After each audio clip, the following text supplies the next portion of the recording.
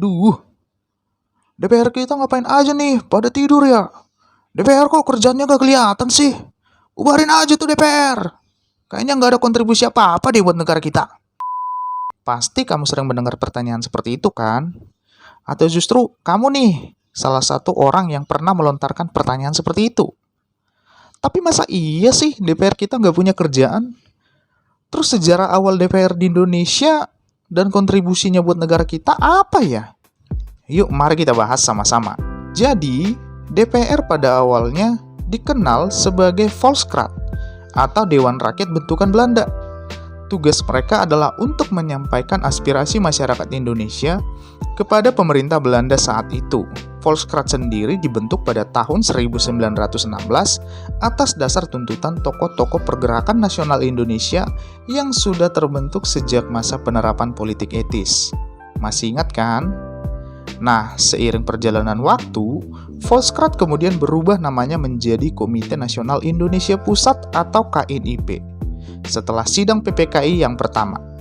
Lalu kemudian berubah menjadi DPR seperti yang kamu kenal saat ini, yaitu Dewan Pencinta Rupiah. Maksudnya adalah Dewan Perwakilan Rakyat. Volksraad pada saat awal pembentukannya ternyata dijadikan sebagai wadah perjuangan kemerdekaan Indonesia saat itu. Kok bisa ya? Jadi Volksraad dimanfaatkan oleh dua politisi terkenal saat itu, yaitu Bapak M.H. Thamrin dan Bapak Sutarjo Kertohadikusumo dengan petisinya yang terkenal, yaitu petisi Sutarjo. Jadi dengan adanya Volksraad, suara-suara rakyat Indonesia mulai disampaikan ke pemerintah Belanda. Dan inilah yang kemudian menjadi cikal bakal munculnya demokrasi di Indonesia. Sesuai dengan maknanya, demokrasi berarti menyampaikan suara atau gagasan oleh setiap individu. Nah, berbicara tentang demokrasi di Indonesia, negara kita telah melalui jalan yang panjang banget untuk bisa sampai ke titik ini. Jadi, apa aja sih bentuk-bentuk demokrasi yang sudah pernah dilalui negara kita? Yang pertama, demokrasi parlementer atau disebut juga demokrasi liberal. Pelaksanaan demokrasi parlementer dilaksanakan sejak tahun 1950 sampai 1959. Pada demokrasi ini berarti kabinet bertanggung jawab penuh kepada parlemen. Pada masa ini, presiden bertugas sebagai kepala negara, sementara pemerintahan dijalankan oleh Perdana Menteri.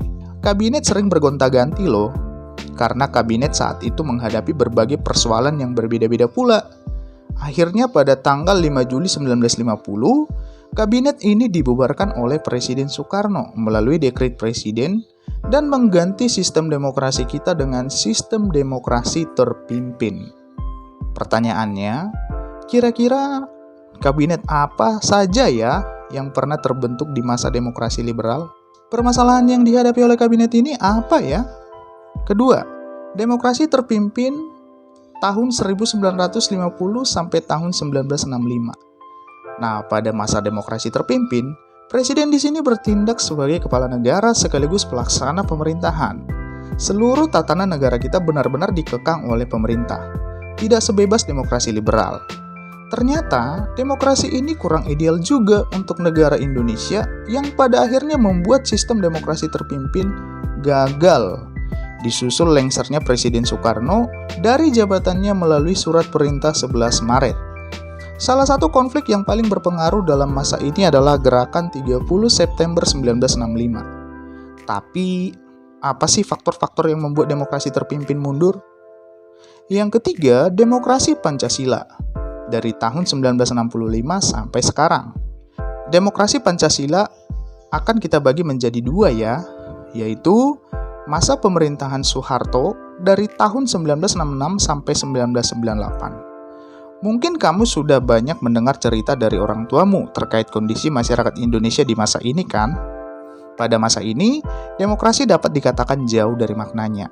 Meski begitu, pemerintahannya Pak Harto bisa berlangsung sampai 32 tahun loh lamanya. Kira-kira gimana ya karakteristik demokrasi Pancasila di masa Presiden Soeharto? Yang kedua adalah masa reformasi dari tahun 1998 sampai sekarang. Demokrasi ini sampai detik ini kamu sedang nikmati. Demokrasi reformasi dimulai sejak 1998 pasca demonstrasi di gedung DPR yang menuntut agar Presiden Soeharto mundur dari jabatannya, menyusul kasus KKN dan krisis moneter yang dialami Indonesia saat itu. Tapi menurut kamu, demokrasi masa reformasi ini ideal atau tidak? Nah, kira-kira seperti itulah perjalanan panjang pelaksanaan sistem demokrasi negara kita. Jadi sudah paham kan? Betapa pentingnya dulu perjuangan DPR. Tapi sekarang kok beda ya?